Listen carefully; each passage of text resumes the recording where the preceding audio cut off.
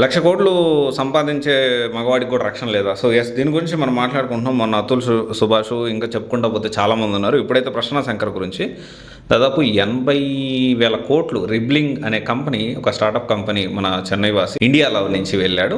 వెళ్ళిన తర్వాత యుఎస్లో సెటిల్ అయ్యాడు. రిబ్లింగ్ అనే సాఫ్ట్వేర్ కంపెనీ దాదాపు 80,000 కోట్లకి అధిపతి. ఆమె పేరు వచ్చేసి దివ్య. 10 ఏళ్ల క్రితం మ్యారేజ్ అయింది. 9 ఏళ్ళ బాబు కూడా ఉన్నాడు. ఈమెకి అనూప్ అనే వాడితో అక్రమ సంబంధం ఏర్పాటు చేసుకొని ఇతన్ని వేధించడం మొదలుపెట్టింది. ఒకరోజు ఈమె సంబంధించిన వాట్సాప్ చాట్ మాట్లాడొద్దు, మనం కండోమ్ గురించి కూడా ఎక్సెల్ కండోమ్ తీసుకురా అని చెప్పి మాట్లాడింది. అండ్ ఇదంతా నేను ఎందుకు మాట్లాడుతున్నానంటే, ఇది అవుట్ ఆఫ్ బాక్స్, మనకు సంబంధించింది కాదు అని చెప్పడానికి లేదు.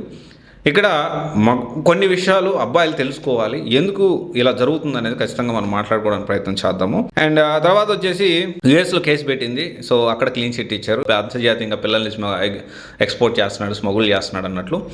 తర్వాత వచ్చి సింగపూర్లో కేసు పెట్టింది. సేమ్ అక్కడ కూడా క్లీన్ చిట్ వచ్చింది, మనోడిదేం తప్పలేదు అని. కానీ మన ఇక్కడ చెన్నైకి వచ్చి కేసు పెట్టింది. అబ్బే, వీళ్ళందరూ యుఎస్ వాళ్ళు, తర్వాత సింగపూర్ వాళ్ళు, వీళ్ళందరూ నీతి నిజాయితీకి, అంటే ఎవరు సైడ్ తప్పు ఉంది అని జెండర్ డిస్క్రిమినేషన్ లేకుండా చేస్తున్నారు. మరి ఇండియాకి వస్తే ఎలా ఉంటుంది అని చెప్పి ఇండియాకి వచ్చి కేసు పెట్టింది. కేసు పెడితే తెలుసు కదా, 10 లక్షలు డిమాండ్ చేశారు మన వాళ్ళు. తట్టుకోలేక పబ్లిక్ చేసేసిండు ప్రసన్న శంకర్ అని. సో దీంతో ఇది పెద్ద వైరల్ అయి కూర్చుంది. చెన్నై టెక్ బిలియనర్ ఇంటి వ్యవహారం రచ్చకెక్కింది. 1,00,000 కోట్ల కంపెనీలకు అధిపతైన ప్రసన్న శంకర్ భార్య బాధితుడయ్యాడు.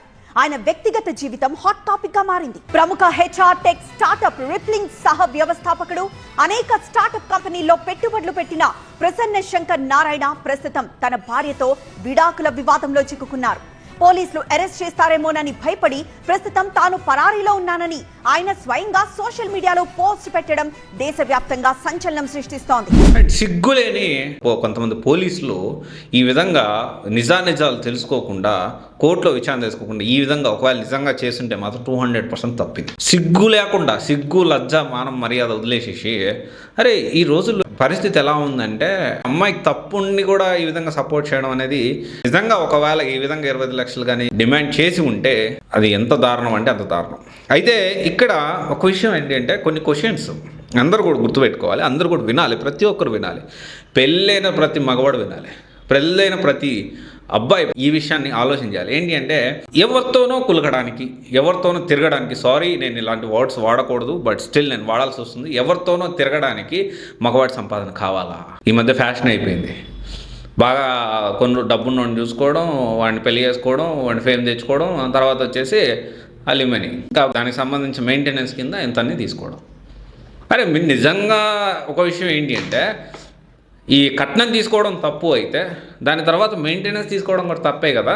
And at the same time ఇక్కడ ఒకటే అందరూ కూడా ఆలోచించాల్సిన విషయం ఏంటంటే, మైండ్ సెట్. చాలా వరకు ఆడవాళ్ళ మైండ్ సెట్ అనేది చాలా స్ట్రాంగ్గా ఉంటుంది, దిస్ ఇస్ రియాలిటీ. కానీ మగవాళ్ళ మైండ్ సెట్ అనేది చాలా వీక్గా ఉంటుంది. చాలా వరకు కొంతమంది స్ట్రాంగ్గా ఉంటారు, వాళ్ళకి తగిలిన దెబ్బలను బట్టి. కానీ ఇక్కడ నేను ఓవరాల్గా చెప్పొచ్చేది ఏంటి అంటే, మీ మగవాళ్ళు ప్రతి ఒక్కరు కూడా మీ మైండ్ సెట్ని స్ట్రాంగ్గా ఉంచుకోవాల్సిన అవసరం ఉంది. ఇప్పుడు at the end of the day మనం ఎప్పుడైనా కానీ కొన్ని విషయాల్లో దేనికి కూడా ఏది మనకి వీక్నెస్ లాగా అవ్వకూడదు. ఇప్పుడున్న రిలేషన్స్ అన్నీ కూడా సీరియస్గా లేవు. ఏ మూమెంట్లో ఏది జరిగినా కానీ మానసికంగా మనం సిద్ధంగా ఉండాల్సిన అవసరం ఉంది. మనం ఇచ్చిన లీనియన్స్తోనే వాళ్ళ మీదకి తొక్కే పరిస్థితి ప్రజెంట్ ఉంది.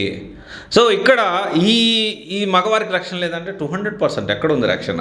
వచ్చే కొద్ది ఏమవుతుందంటే, మొన్న కొన్ని రీల్ వైరల్ అయింది.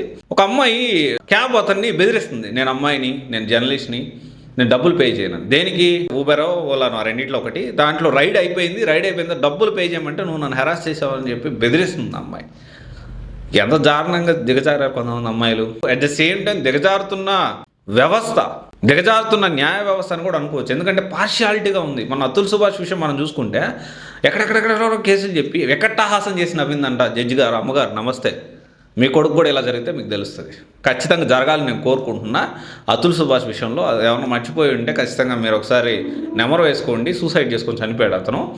ఆ వెకట్టాహాసం చేసిన జడ్జి గారు కొడుకు ఇదే గత్తి పట్టాలి, అప్పుడు తెలుస్తుంది నీకు పెయిన్ అనేది.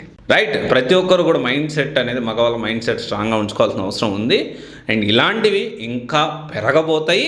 మగాళ్ళందరూ కూడా చాలా స్ట్రాంగ్గా మైండ్ సెట్ని ఉంచుకోవాల్సిన అవసరం ఉందనేది నేను చెప్తా ఉన్నాను. ఇది ఒకసారి ఆలోచించండి. నిజంగా ఎవరితోనో తిరగడానికి, ఎవరితోనో ఇంకోటి తిరగడానికి మగవాడు సంపాదించిన సంపాదన ఎందుకు మీకు? మీ సౌన్గా సంపాదించుకొని మీకు నచ్చినట్టు తిరగండి. ఎంత పెయిన్ఫుల్ ఉంటుంది. ఇంకోటి అక్రమ సంబంధం పెట్టుకున్న ఆ అమ్మాయికి మళ్ళీ మెయింటెనెన్స్ వేరే వాడితో తిరగడానికి మెయింటెనెన్స్ మొగుడు ఇవ్వాలి. పోతున్నాం ఏమో అర్థమైతే లేదు, బాధాకరమైన విషయం. ఎనీవే మనమైతే స్ట్రాంగ్గా ఉండాల్సిన అవసరం ఉంది. ఒకసారి ఆలోచించండి. Thank you.